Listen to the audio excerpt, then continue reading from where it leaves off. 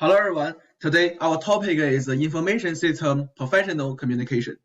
Now, I will introduce our team members, Chisheng, Ruonan, and Hao. Communication is very important in our work and life. When Apple was a small company, Jobs wanted to join secretly with the president of Pepsi to become Apple's CEO. Do you want to sell sugar water for the rest of your life, or do you want to change the world? Mr. Jobs told John secretly. Pepsi equals sugar water, Apple equals changing the world. Then John secretly become Apple's CEO. For the first, I will talk about as a student. As an information system major, it is very important for our future development to understand the communication skill of information system. We can learn this communication skill in advance and understand how this major works. We can understand the way information system professionals communicate, which is helpful to our future work. The next, I will talk about our research. We have done interviews and research on this subject. We interviewed 9 information system professionals and asked them about communication in information system. Then, based on what we want to know, we have to find relevant information from the internet. Then finally, we analyze some of the information from the tool research, and then we will show you it. The first part is the communication hobbies. There are 2 ways of communication, face-to-face communication and remote communication. Through our research, we found that face-to-face communication and remote communication are equally important in the communication of information system. Communication has 2 parts in the work, formal communication and informal communication. In this part, I'm going to talk about informal communication. Informal communication is usually face-to-face communication. Informal communication always you to get to know your team members. And this kind of communication is just talking. It can make the team more efficient. The use of informal communication can disseminate office culture and social functions, such as team building. Next, my team member Ronan will introduce the formal communication in remote communication. Hello everyone, I'm Ronan. I will introduce virtual communication. Modern organizations face many significant challenges because of turbulent environments and a competitive global economy.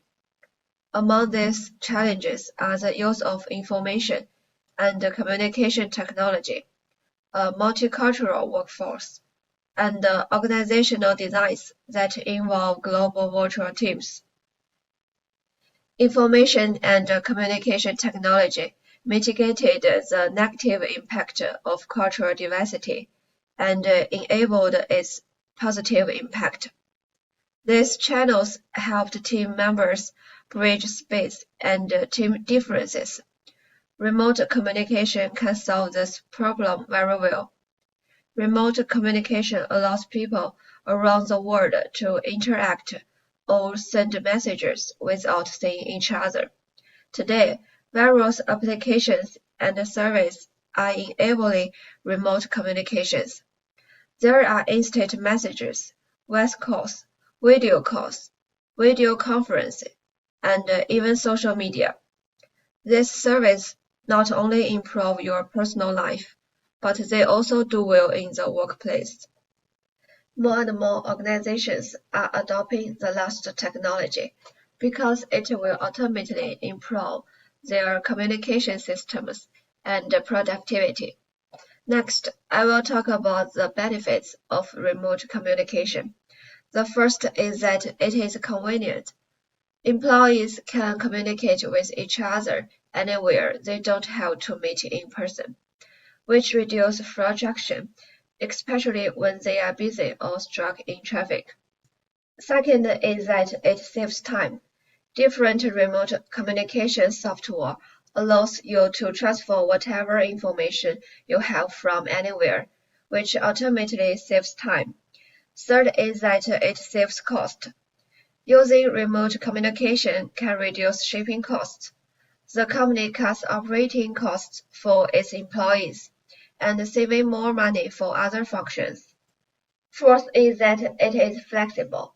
This is essential for busy people who are struggling to work and balance their lives, such as working moms. Remote communication helps them work anywhere, quickly communicate, and submit projects on time. Fifth is that it reduces the need for more office space.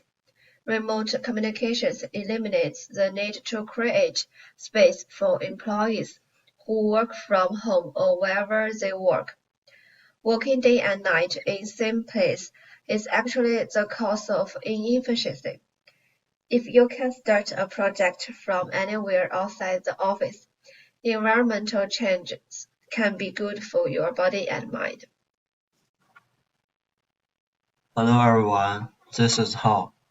It's my part to develop the communication skills.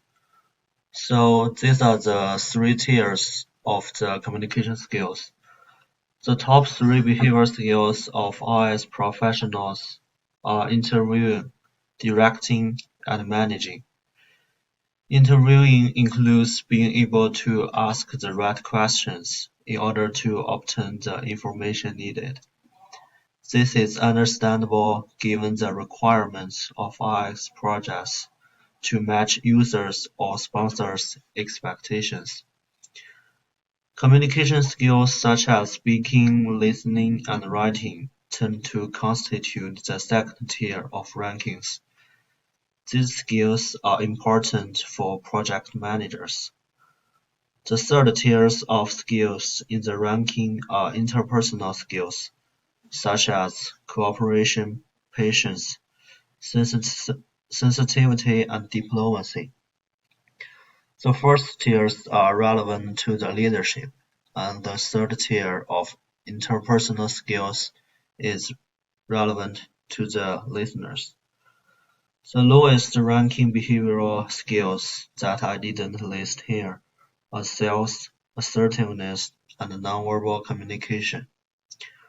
Perhaps these skills are viewed as less important until something goes wrong with the development of the system. Although their skills are relatively less important than the others, they are not unimportant in the absolute sense.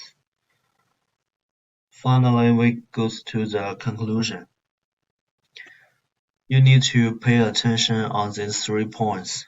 First, the IS professional's communication has different ways, such as formal communication and informal communication.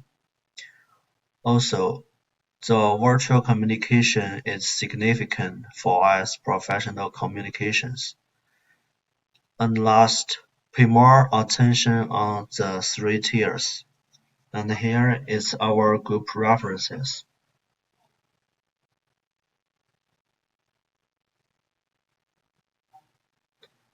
Thank you for watching our group's presentations.